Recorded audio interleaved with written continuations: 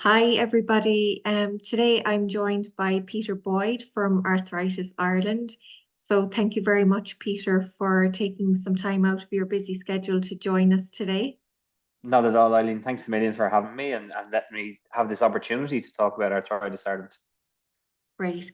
So, Peter, can you just tell me how you first got involved with Arthritis Ireland and a little bit about your role?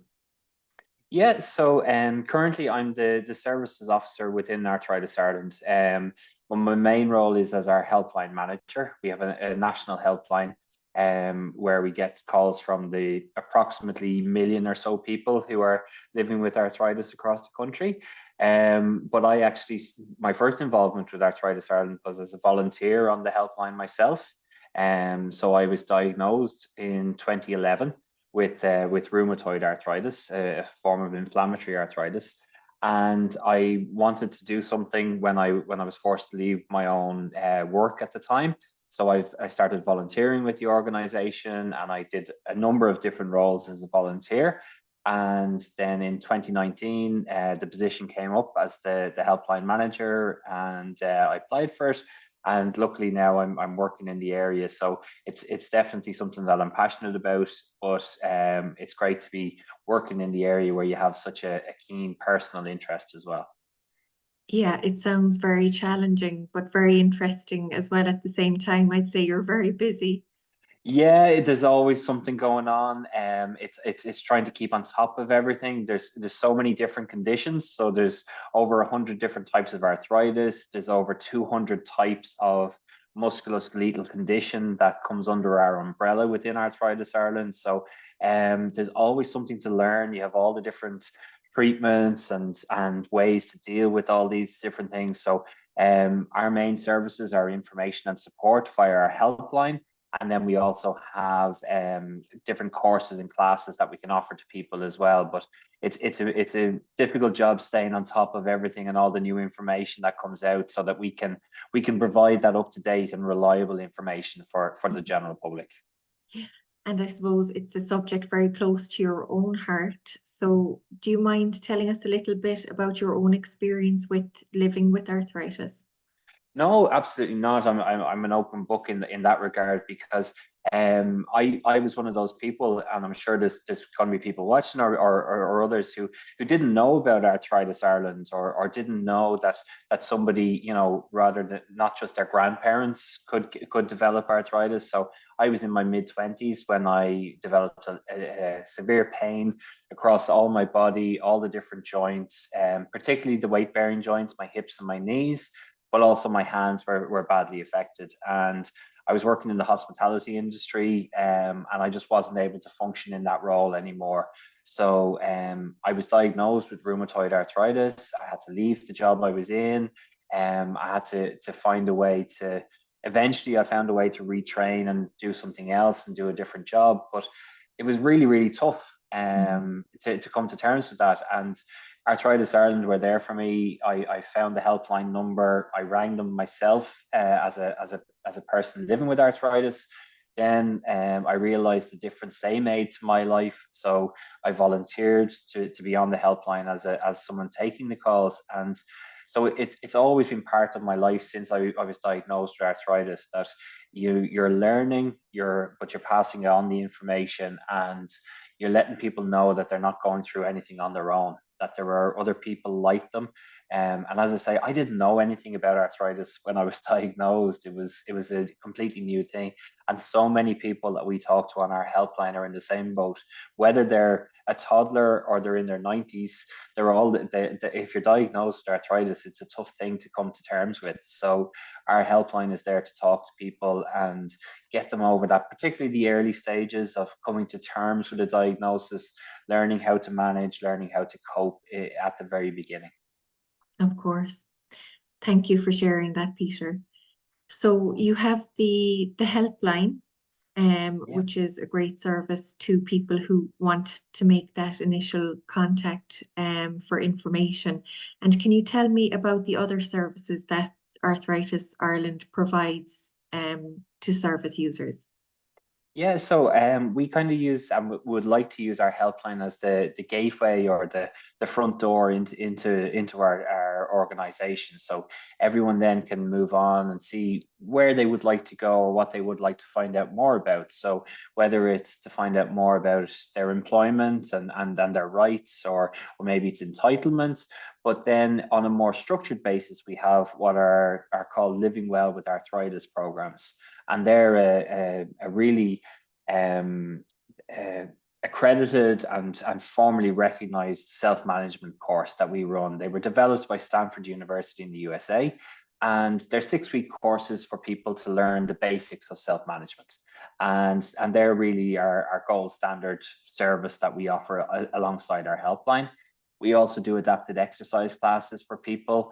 And both of those are run, some of them in the community, so you can meet in person and get to know people in that way.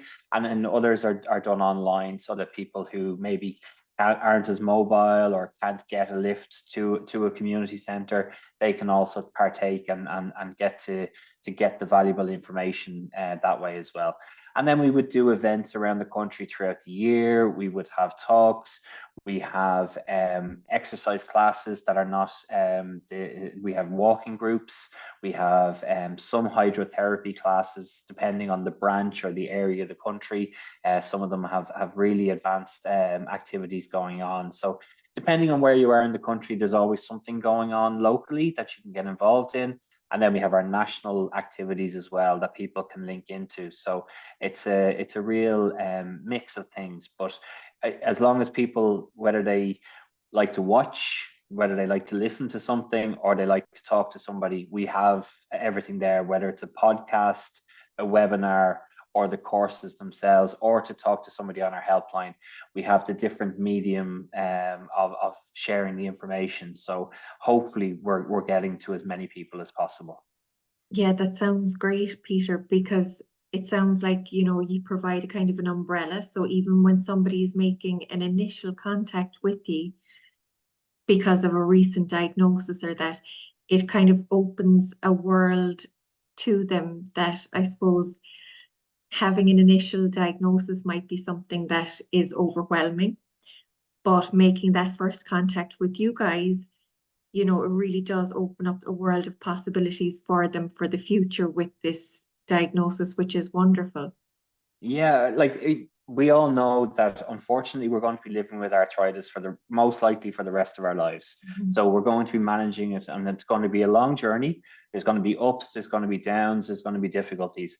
And as much as we'd love to solve everything and have everything done in one phone call or one visit to our website or something like that, we know it's about building a relationship, and we don't want to overwhelm anyone in their first call. So there's a multitude of different things available, but our helpline volunteers make sure that they kind of discuss what's relevant to the person that's calling. They'll listen to what their needs are and what they want to talk about initially, and we'll only go so far. And then on the next call, we'll go a bit further, and gradually we'll introduce all the different services.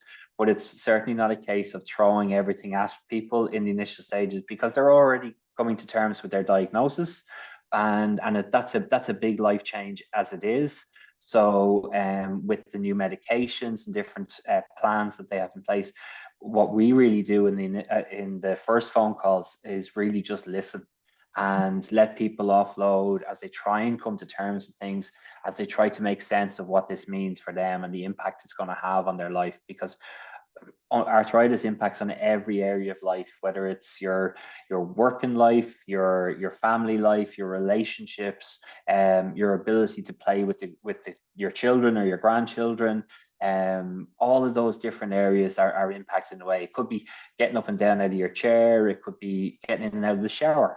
Something quite relatively simple for a lot of people, but for others that can be a really tough task. And coming to terms with that can be difficult. So we really emphasize the importance for our helpline volunteers of listening and offering that. And their peers, they've been there before. They're living with arthritis themselves, so they understand what people are talking about.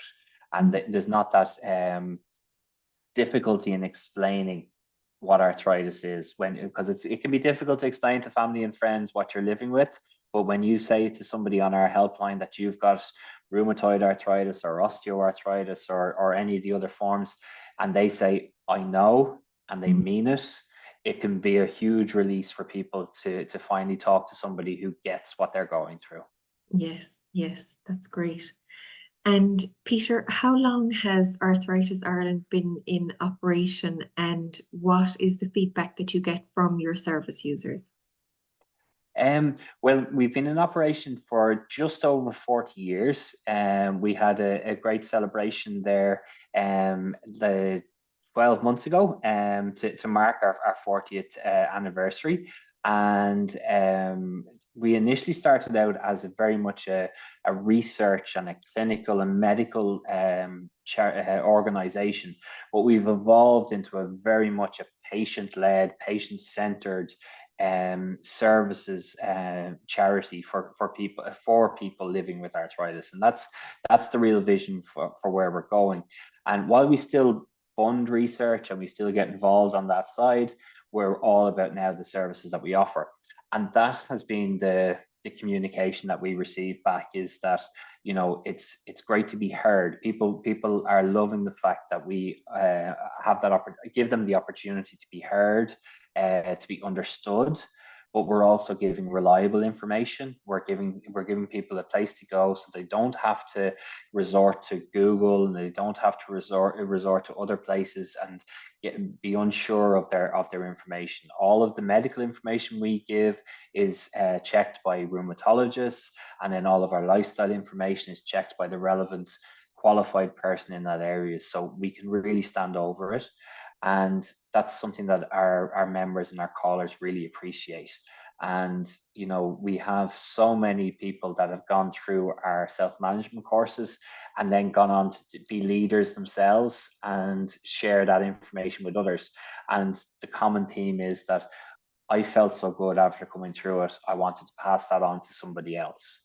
And I think that shows that we're doing something right, in the fact that people are wanting the newer people and the people diagnosed now not to have to go through what they went through, and they want to help and they want to support. And it's definitely something that I live by, that I don't want anyone to have to go through what I did when I was first diagnosed. And so that's our kind of our goal, is to make the journey easier for those coming behind us. And I suppose it is that, that other human at the end of the phone that you can ring up, and like you said, they know what you're talking about. They know how to approach you with it and to advise, and I think it does give that reassurance to somebody, who has a new diagnosis. I think that's great to have somebody on the end of the phone.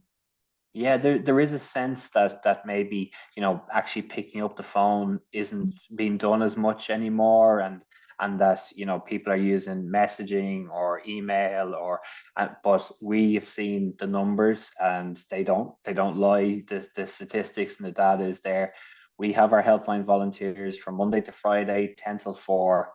They are getting the calls. People still want to talk. They want to feel like they're being heard.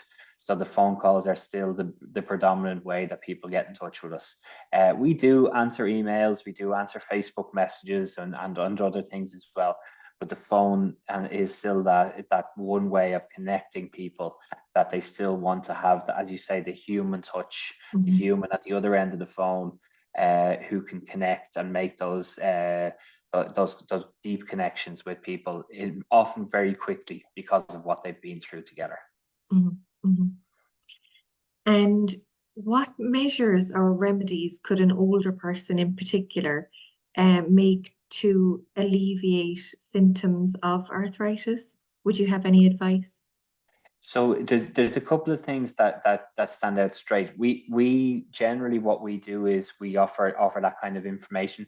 We're not medically trained, so we can't really offer advice. But what we would always say is to watch out for those risk factors. So things like repetitive movement, easy for me to say, is something that can be a risk factor. If you're doing a lot of work and that involves movement of the hands and things like that, that can cause some pain issues.